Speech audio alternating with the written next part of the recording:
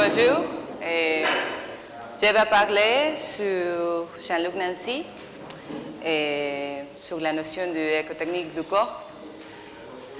Écotechnique, oui, du corps, et pour mettre en relation avec la organologie générale de Bernard. Oui. Et je commence par un cite, oui, de Jean-Luc Nancy. En réalité, c'est toute une organicité, une quasi-organicité qui s'est ainsi déployée. Le paradigme constructif dépasse en somme lui-même. Ils se sont construits en tendant vers l'autonomie organique. La subconstruction se retourne en instruction. Jean-Luc Nancy de l'instruction. Fin de la citation. Toute notre organicité, organologie s'est déployée à partir du moment où la vie se poursuit par la vie homogène qui est différente de la vie même. Au début du XXe siècle, reprenant l'expression de Jean-Luc Nancy, cette organicité se présentait comme l'extension de l'assemblage et le montage d'instruments, de prolongation du corps, de prothèses et machines simples. Celle-ci se transforme peu à peu en l'emplacement d'un geste de matrice où l'administration et le gouvernement d'énergie substitueraient l'emploi de force, ce qui finit par révéler une autre nature de la relation entre l'homme et la technique, celle de la combinaison et de l'interaction postérieure au feedback. Cette autonomie organique de notre comportement disloquait toutes les distinctions entre l'objet et le sujet, entre l'homme et la nature ou le monde. Elle-même s'étend non seulement au-delà de notre corps, mais aussi au-delà de notre esprit, demandant à ce dernier de s'exporter et de s'exposer sous la forme de machines autoréférentielles, dont les lois et les schémas organisationnels imposent certaines manières de fonctionner au comportement. La possibilité même de cette relation constructive de plus en plus complexe, désordonnée, morcelée, où les singularités sont traversées par la contingence de l'histoire de la technique, c'est-à-dire par le devenir technique du monde, souligne une défiguration des subjets du monde et à la fois ce qui est enjoué au-delà de la construction et de la déconstruction de celui-ci.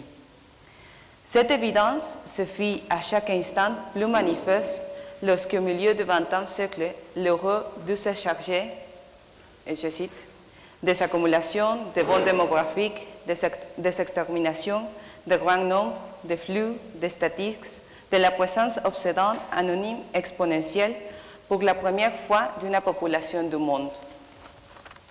L'accumulation, pour reprendre le mot de Nancy, est le témoignage d'une classe de saturation et de rupture du modèle de la construction, qui implique que cette dernière porte en elle le germe de la déconstruction. Si cette déconstruction débouchait sur un possible, ce n'est cependant précisément pas sur la démolition ou la ruine. Une déconstruction non pas comme retour au geste fondateur, constituant ou instituant, non plus comme passage à un nouveau geste de domination. Si la technique est aussi les noms qui ont donné à une certaine déconcertation de la matrice et de l'autorité par rapport au sens, c'est précisément parce qu'elle invite à considérer ce que Nancy appelle l'instruction. Extruer signifie amasser, entasser. Il s'agit de l'amoncellement ou de l'ensemble non réuni ni assemblé. Il s'agit aussi de la continuité et de la coprésence en principe de coordination. Donc ce n'est pas continuité dans le sens strict. Ni une nature qui suppose une coordination sciente et immanente, c'est-à-dire une construction spontanée ou plutôt divine, ni une technique qui invite à une coordination régulée par des fins localisables en partant de l'homme.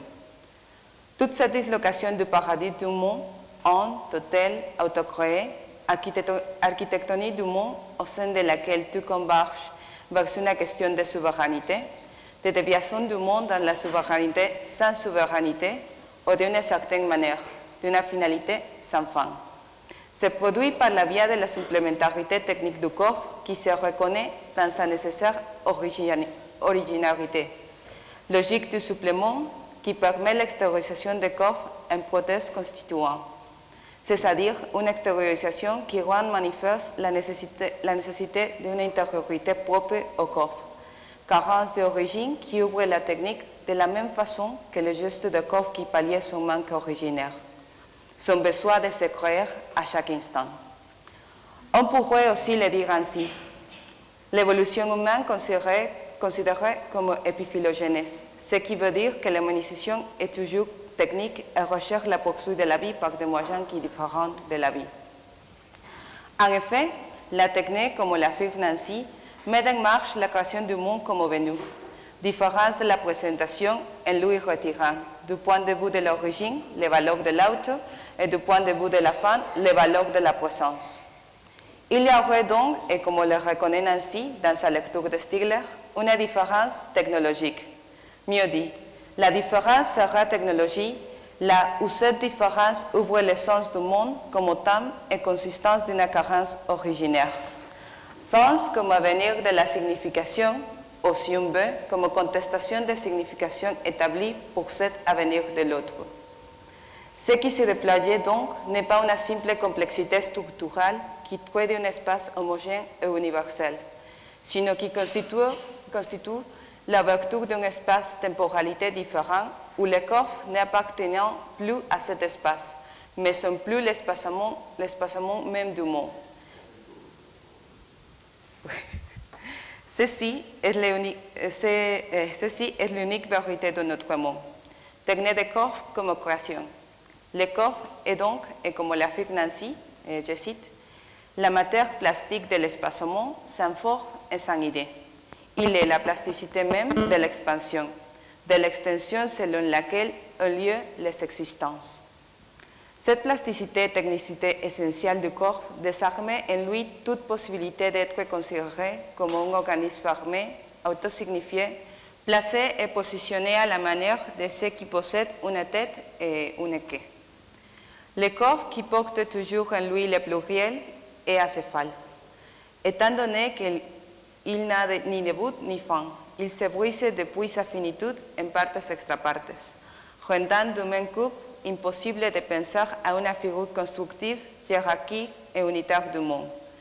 Mais où se situe l'échelle du monde si sa distribution, sa partition se réfère à une sorte d'équation continue où se renouvelle et se relance incessamment sa propre possibilité?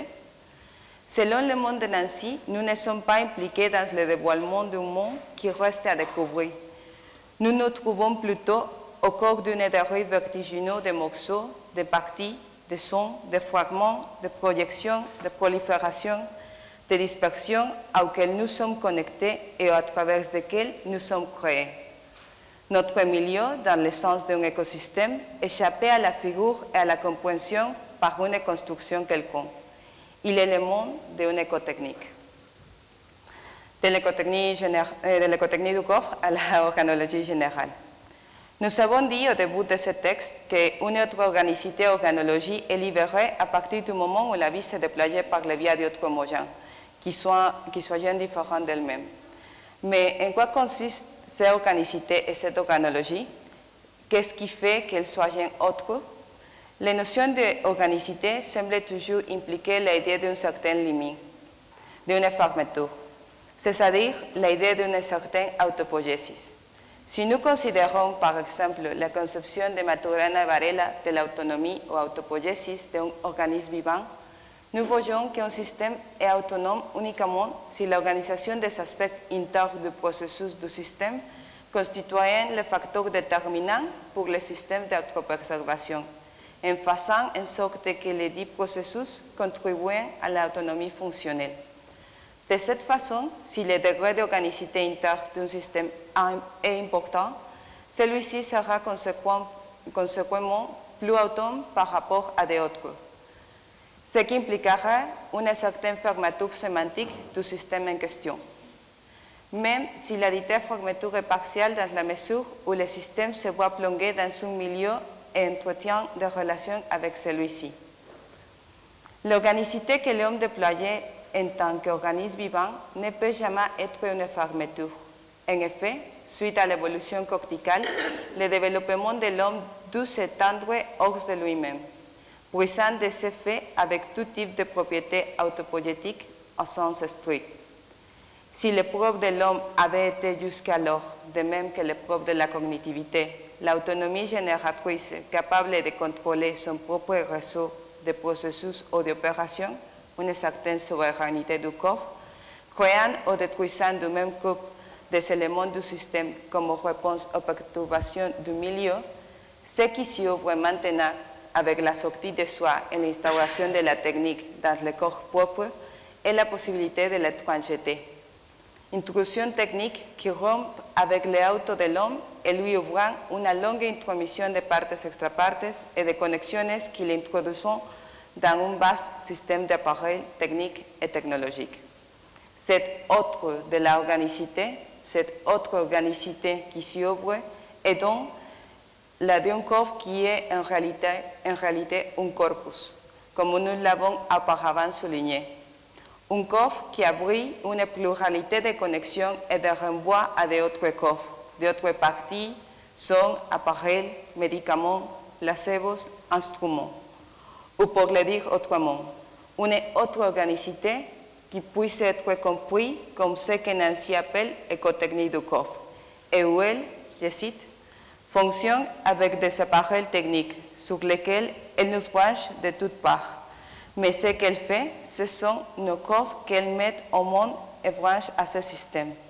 Nos corps qu'elle crée ainsi plus visibles, plus proliférants, plus polymorphes, plus pressés, plus en masse et son que jamais ils ne furent. Depuis donc que la technique s'est mise dans l'intimité des corps, en les incluant par exemple dans l'opération écotechnique, ou pour le dire d'une autre manière, depuis qu'elle fait du corps une extériorisation, toute l'organicité de celui-ci s'est convertie en une hétéropoïésis. C'est-à-dire que son devenir dépend des logs d'autres appareils auxquels il est connecté et qu'on pourrait appeler appareils sociaux, appareils techniques et appareils technologiques. De cette façon, la dynamique extériorisation-intériorisation est rompue. En effet, il ne s'agit plus d'un système formé en terre que se conçoit soi-même, par lui-même, et qui interagit avec un milieu qui l'affecte depuis l'extérieur. Ce qui est en jeu ici consiste en la confusion entre extérieur et intérieur, impliquant donc l'impossibilité de trancher de manière définitive entre l'inter et l'extérieur. Ceci ne signifie pas, en définitive, qu'un corps ne possède pas de limites, mais plutôt que c'est précisément à cause de cette situation liminaire en elle que tout survient et où la démarcation s'efface. Retrait qui permet le toucher, le contact, pour ainsi dire, l'affectation. Or, ce dont il est question est précisément le fait que, d'une part, cette démarcation n'étant pas absolue, les limites se mouvent, et que d'autre part, la relation entre ce que nous appelons intérieur et extérieur ne puisse jamais former une structure au sens strict. Encore moins une forme de staticité entre les deux parties. En effet, les limites changent en accord avec l'interaction et avec le devenir technique de ce monde en tant que tel, dans lequel nous nous créons comme corps. Cependant, cette connexion infinie et dynamique ne suppose pas nécessairement que les singuliers d'un corps ou le corps comme singularité soient absorbés par quelque autre élément de cette organicité, dans laquelle les corps comme son, fragments, parties, soient connectés entre eux. Là intervenit la résistance et le passage propre au corps. Le poids, oui.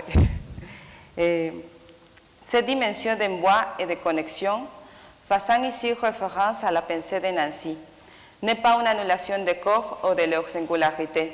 Au contraire, elle permet que les corps viennent au monde comme équation non signifiante sans être absorbés par quelque théologie qui les possède. L'indicibilité de la limite entre les un et les autres, donc, ne suppose pas la disparition, pour reprendre l'expression de Bernard Stiegler, d'une certaine unité. Cependant, celle-ci ne doit pas être confondue avec l'identité, avec une certaine ipséité égologique. Au lieu d'ipséité, nous dit Nancy, ce qui se donne dans l'écotechnie est les données lieu de corps. Si la limite se disloque, si la frontière s'estompe, c'est parce que dans l'intromission technique à laquelle s'exposent les corps, aucune intimité cachée ne s'expose. Il n'y a pas de référence à ce qui n'y peut être montré et qui s'expose seulement pour être mis en relation. L'intimité n'est pas une circulation de limites, mais bien un point de départ. L'intimité du corps expose les accepter pour comme départ, comme partager, l'existence à soi-même comme séparation et départ de celui-ci. Je cite. Les accepter, les à soi, les par soi du sujet n'existent que comme l'écart et le départ de cet A par soi, qui est lieu, l'instance propre de sa présence, de son authenticité, de son sens. Les A par soi en tant que départ, voilà ce qui est exposé. Fin de la citation. Il n'y a donc rien qui s'y apparente à un ego en général, ou comme absolu, sinon plutôt la foi, l'idée, l'événement de l'articulation d'un lieu. Sans ego général, il n'y a conséquemment pas d'égoïté, c'est-à-dire de signification autocompréhensive et nécessaire de l'ego comme une distinction absolue des moments de l'existence. Corpus ego comme ectopie articulatoire. Les hors lieux où s'espacent et entrant en relation le corps. Espace discontinu dans lequel un corps traverse tous les corps lorsqu'il est fait au travers de lui-même. Architectonique des corps. Selon Nancy, le corpus ego est l'embarque d'un monde de monades fermées. Le corpus n'est pas un moi-même, proprement dit. Il est plutôt toujours corps objectivé pour la prétention d'être corps. Objectivé hors de lui-même pour le prochain. Dans ce sens, les corps sont avant tout les autres, de même que les autres sont avant tout des corps. Il n'y a rien de plus commun que le corps. Cette autorité du corps est apparente car ce monde où l'on est n'est pas le monde des autres, mais plutôt le monde des corps. Le corps est notre, monde de dehors du désaccord immense et interminable. Or, cette écotechnique, grâce à laquelle se crée finalement le monde comme ensemble de corps exposés en tant qu'espacement, est d'autre part une signe double de cette situation sans figure, désordonnée, d'un monde desséché qui échappait à sa construction souveraine. Si le monde est sans raison, sans fin et sans figure, il possède cependant l'effectivité de ce qu'on appelait la technique planétaire et l'économie monde. Elle répond au même complexe de réciprocité, de cause et effet, de circularité des fins et des moyens. Comme l'affirme Nancy, si le monde est monde aujourd'hui, c'est d'abord à cette double enseigne. Nommons-la ici l'écotechnique. Dans ce sens, et pour utiliser la terminologie de Werner Stiegler, l'écotechnie en tant qu'organicité qui connecte les appareils psychiques, les appareils sociaux, appareils techniques et appareils technologiques, entre eux, suppose d'une part une économie et d'autre part une mondialisation à travers de la technique planétaire. Nous avons dit plus haut que la connexion infinie et dynamique à laquelle nous sommes exposés comme corps consiste en une constante création. Nous faisons et conformons le monde, c'est-à-dire que c'est comme corps envahi, connecté, pressé,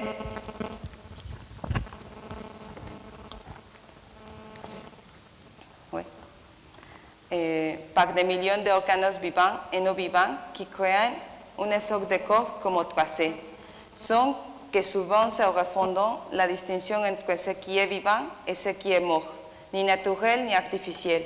Les corps ne sont pas nécessairement réduits ou avalés depuis leur singularité, c'est-à-dire qu'ils ne sont pas anéantis dans la clarté spécifique depuis laquelle ils espacent le monde.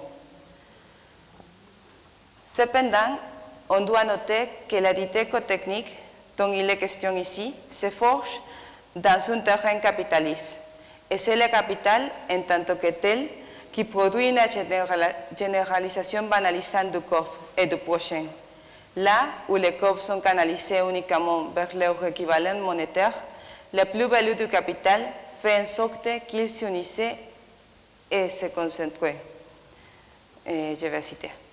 Capital veut dire corps marchandé, transporté, déplacé, replacé, reemplacé, mis en pose et en posture, jusqu'à sourd, jusqu'à chômage, jusqu'à famine. Corps bengali plié sur un moteur à Tokyo, corps tour dans une tranchée de Berlin. Corps noir chargé de colis blancs à Suresnes ou à San Francisco. Ainsi, capital veut dire aussi système de sursignification de corps. Fin de la citation. C'est précisément la propre technicité inscrite dans le corps qui permet leur stérilisation, leur partage et leur distribution. La même qui pourrait aussi les anéantir et leur nier l'espace propre de leur apparition, en les privant donc d'un lieu de leur espacement et du même corps de leur création. Ce que révèle la technicité essentielle de l'existence est l'ambiguïté et l'ambivalence où l'homme se trouve, le déplacement des formes et une autre forme par laquelle l'écotechnique crée le monde. La première forme de création, comme nous l'avons vu, comprend la connexion partes extra partes dans laquelle le corps s'emboîte et se relient. Cependant, le dit déplacement vient disloquer toute la logique des moyens et fins en faisant, par exemple, d'un domaine comme le marketing, non plus un moyen pour obtenir certains bénéfices, mais bien la fin de toute relation avec le consommateur. Relation qui, d'autre part, se trouve fondée sur une certaine économie libidinale, comme le mentionne Stigler, et qui se chargeait non seulement de diriger, le désir, mais prétend plutôt les annuler en rendant impossible la propre dynamique désidérative, qui est aussi toujours un partagé à soi. La saturation, si l'on pensait au corps, a été la tactique utilisée pour rendre impossible leur venue. Ayant fait taire le corps, on a trop écrit à son propos, le privant de sa propre écriture, ou comme l'exigeait Nancy, à manière de comment ne pas parler, qu'on écrit une fois pour tout le corps, sans plus écrire sur lui.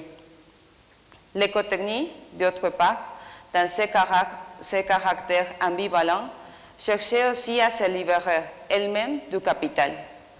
C'est la technique même qui fait surgir de soi la nécessité de s'approprier de son sang contre la logique appropriative du capital et contre la logique souveraine de la guerre. Pour Nancy, ce sera justement dans cette dimension ambivalente ou pharmacologique de la technique où l'on trouvait aujourd'hui notre histoire, toute son danger et toute son opportunité. Je cite. Là, dans l'impératif encore mal perçu d'un monde qui est en train de créer ces conditions mondiales pour rendre intenable et catastrophique le partage de la richesse et de la pauvreté, de l'intégration et de l'exclusion de tous les Nord et tous les Sud. Fin de la citation. Il y a donc dans l'exigence de cette ambivalence au sein de cette organicité que l'on peut appeler écotechnique, une nécessité de rendre compte des connexions qu'elle établit. S'il n'y a en effet pas de volonté créatrice dans le sens d'une autopoiesis absolue ou d'une souveraineté constructrice, cela ne veut pas dire qu'il n'existe un impératif que nous devions prendre en charge. Cette ambivalence qui s'est disséminée depuis le cours de la technique se ouvre comme tragicité de l'existence, là où l'homme, comme autre pharmacologie, semble ne pas pouvoir échapper à la fatalité. Nous ne croyons pas que le moment soit venu, surtout pour une simple question d'espace, d'expliquer tous les grands chemins qui s'ouvrent avec cette réflexion, depuis les mythes d'Épiméthée et que l'on peut trouver dans tout son détail, dans les techniques et les temps. Et nous voudrons ici nous centrer plutôt sur comment toute cette écotechnique supposera une organologie, laquelle devra penser le corps au-delà de la suprématie de l'organe cérébral. Nous savons que la complicité nécessaire entre biphylogenèse et synaptogenèse peut être la sortie du neurocentrisme, vers lequel peuvent tendre certaines approximations neuroscientifiques. Ceci surviendra précisément parce que l'épiphylogenèse supposera une dynamique dans laquelle non seulement il y a un processus de changement cérébral, mais aussi le fait qu'en général, le milieu produit au profit de changements spécifiques sur les gens. C'est-à-dire que sur les gènes. Je suis désolée pour ma français, c'est ma première fois, je suis désolée. C'est-à-dire que la relation entre les gènes et un milieu spécifique permet que certains gènes s'expriment ou non en accord avec les conditions du propre milieu qui est toujours technique. Avec cet exposé sur l'écotechnique ou la technique de corps anciens, il nous semblait intéressant de proposer une autre forme de penser différents problèmes ou conséquences graves et en rapport à une certaine économie de corps. Là où ceux-ci sont banalisés et anéantis. S'il existe un lieu où commence l'injustice, d'un flux est utilisé à l'excès, ce sera depuis le corps. Le problème que pose une économie industrialisée ne consiste pas seulement en le fait de court-circuiter les longs réseaux de transindividuation qui sont la base de la différenciation entre majorité et minorité civile. En effet, plus de Google qui participe en un court-circuit de nos liens cérébraux, c'est toute la société de consommation qui promulgue une forme de vie paresseuse et superficielle à force de stéréotypes. Il existe d'autre part d'autres problèmes qui demandent une grande attention, la question du trafic d'organes ou celle de la manipulation génétique, entre autres. Pensons par exemple aux grands changements que nous avons pu expérimenter durant les dernières années, depuis l'apparition du fait de pouvoir allonger la vie ou depuis le transplant d'organes comme possibilité. Avec cette option de vie artificielle ou de vie prorogable par un artifice technique, la nature du corps comme tout, comme unité, composée de parties, fut traversée et brisée par la propre pratique médicale. Il résulte de cela qu'avec la possibilité de la transplantation, vient la conversion du corps en produit. L'unité d'un corps de cet organisme qui, avec ses parties, forme un tout, peut se transformer en 200 pistes différentes, utilisables au besoin par des corps distincts. La possibilité de la continuation de la vie de certains menée à l'interruption brutale de la vie d'autres, en général marginalisés par leur situation économique, politique et sociale. Cette écotechnique implique donc ce qu'on pourrait appeler, utilisant cette façon le vocabulaire de Bernard, l'industrialisation de la rétention tertiaire, ce qui suppose l'apparition de machines heuristiques capables d'automatisation et de court-circuit. Suite à la lecture du livre de Nicolas Carr, nous avons pu voir comment le problème qu'avance dernière démontrait le caractère négativement pharmacologique de la rétention tertiaire numérique, et de par le rétrécissement, par exemple, d'un processus de perte d'attention profonde qui n'entrevoit pas la possibilité d'une pharmacologisation positive de ces mêmes problèmes. Étant donné un contexte dans lequel les psychopouvoirs reposent entre les mains des industries culturelles, le processus de transmission de l'éducation devient majorité et dominant. Je cite, définir l'action et les conditions d'une critique pharmacologie qui, dans une situation rétentionnelle donnée, permettrait de projeter les voies d'une pharmacologie positive, ouvrant les possibilités thérapeutiques d'une époque. Fin de la citation. Cette critique pharmacologie est indissociable non seulement de l'organicité du monde, ou du monde comme écotechnique, mais aussi du fait qu'elle est fondée sur une organologie, sur une pensée organologique. L'organologie générale, comme nous savons, est une méthode d'analyse conjointe de l'histoire et du devenir des organes physiologiques, des organes artificiels et d'organisation sociale. Elle décrit, comme nous le savons, une relation transductive entre trois types d'organes, physiologiques, techniques et sociaux. La relation est transductive dans la mesure où la variation d'un terme d'un type engageait toujours la variation des termes d'autres types. La transformation organologique constante, qu'on peut considérer comme étant la croissance constante du corps comme technique, connaît de nos jours un bouleversement que nous appelons, de façon suivant la référence de Bernard au mot de Bertrand Jaille, les hyperdésajustements. Celui-ci résulte non seulement de l'accélération de l'évolution technologique, mais du modèle néolibéral qui, depuis la révolution conservatrice, consiste à remplacer l'organisation et institution sociale par des services eux-mêmes technologiques et totalement soumis à un système économique devenu exclusivement spéculatif. Il y a hyper désajustement lorsque les organes artificiels formant les systèmes techniques court-circuitent à la fois les niveaux d'organes et appareils psychosomatiques et les niveaux d'organismes sociaux. La complexité organologique réside donc dans la réorganisation constante des systèmes. Entre ces dernières se jouait constamment une défonctionnalisation et une refonctionnalisation. L'écotechnie fait valoir une primauté du combinatoire sur le discriminant, du contractuel sur le hiérarchique, du réseau sur l'organisme, ce qui permet de penser les conséquences ou d'essayer de prévoir l'effet du monde dans lequel nous nous créons comme êtres techniques, là où nos corps ne sont ni sains ni malades. Les corps écotechniques sont autre genre de créatures, pressées de toutes parts, tous les masses en elles-mêmes. Plus d'états sains ni d'états malades, un aller-venu. Que peut-on faire donc avec le devenir pharmacologique? En quoi consiste sa reconnaissance? Comment il est possible que la technique, par exemple, exige la sortie de la logique du capital et soit à la fois ce qui nous mène à elle? Celle-ci est une thérapeutique ou une praxis. Réussir à échapper à la dimension pharmacologie en essayant de penser un bon usage du pharmacon ne supposerait pas en même temps de nier celle-ci? Cette dernière proposition, comme le dira Bernard, est elle celle d'une révolution conservatrice au cours de laquelle l'absence d'une revendication thérapeutique la rend totalement irresponsable? Une pharmacologie, elle est possible et a fortiori une pharmacologie positive. Pour finir, je vais faire une petite réflexion sur les pharmacons et Jean-Luc Nancy.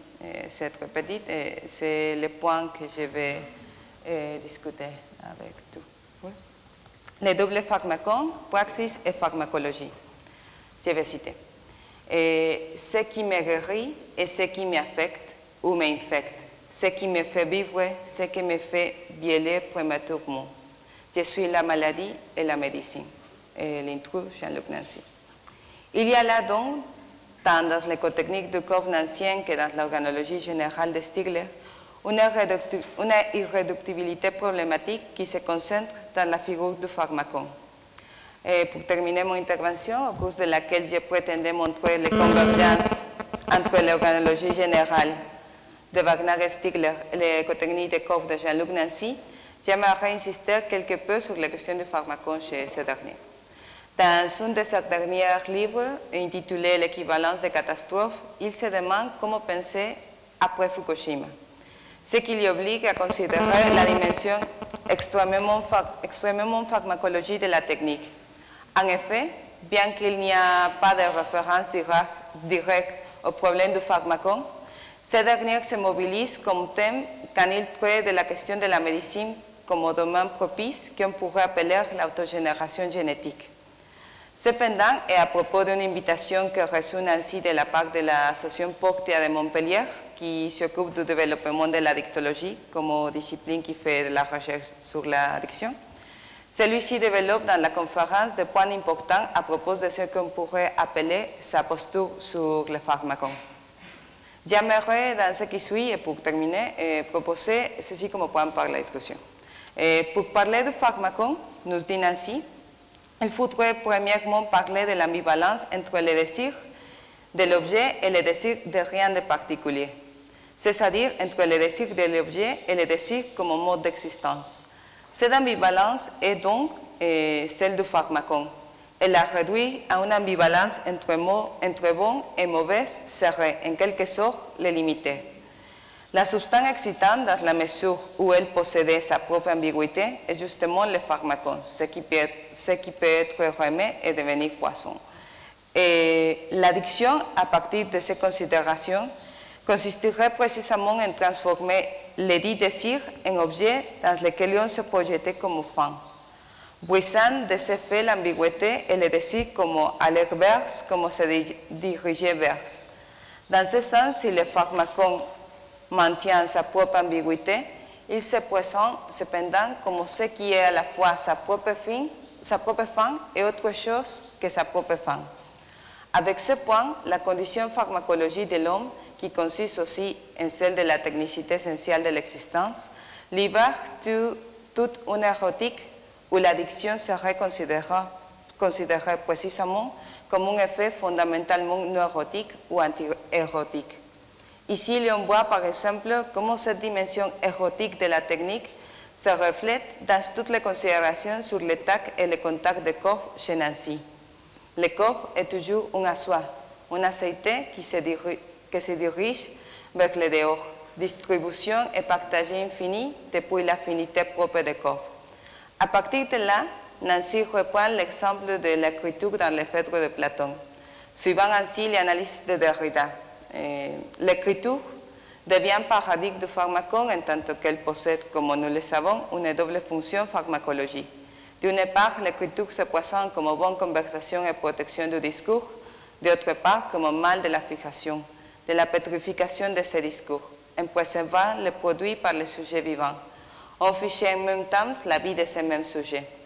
L'excitation est justement ce qui préserve la capacité de désirer en général, d'agir, de faire n'importe quoi, impliquant en même temps le danger de l'afficher en un objet qui se figure comme fin.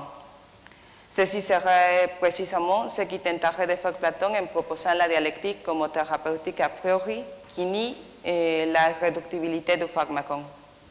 Pour Nancy, il est très difficile de dire qu'il existe un bon et un mauvais usage du pharmacon, dans la mesure où il considère que l'ambivalence qui s'est jouée en lui ne peut se décrire comme assemblage du bon et du mauvais dans sa figure. Étant ainsi, il s'agirait d'un côté d'une positivité et de l'autre d'une négativité. Or, pour Nancy, cette position ne comprend pas qu'en réalité, ce qui est joué sont deux positivités, et que précisément cette double positivité et sa duplicité, la dualité. L'ambivalence qui veut dire ici double balance d'une même force, et qui est la force de l'excitation. À partir de cela, Nancy se pose la question suivante. Qu'est-ce que Derrida a fait en relation à Platon?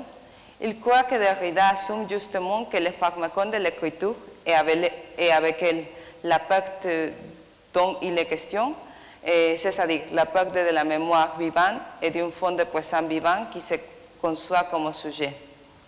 Pour Nancy, toute la pensée de Derrida fait, depuis ses débuts, la mise en question de la présence à soi d'un sujet vivant et de la pensée de la nécessité d'établir dans le sujet une distinction d'avec lui-même, qui est la présence à soi et qui se distingue de soi-même.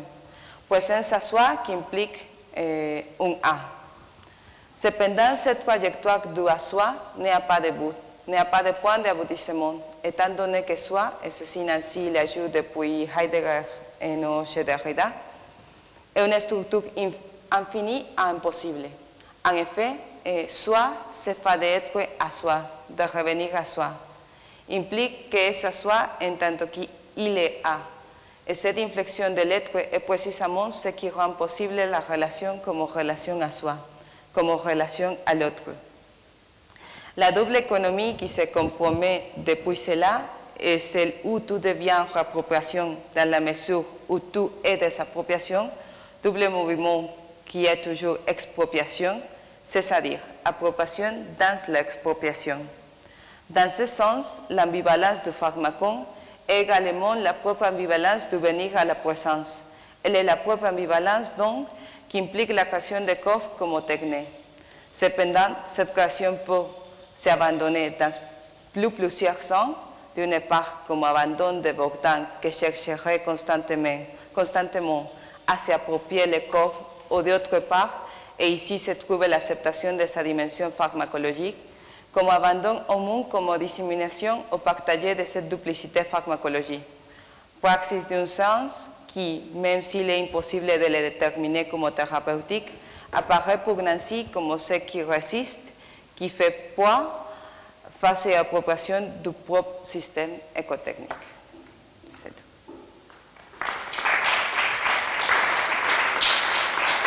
Je suis très nerveuse.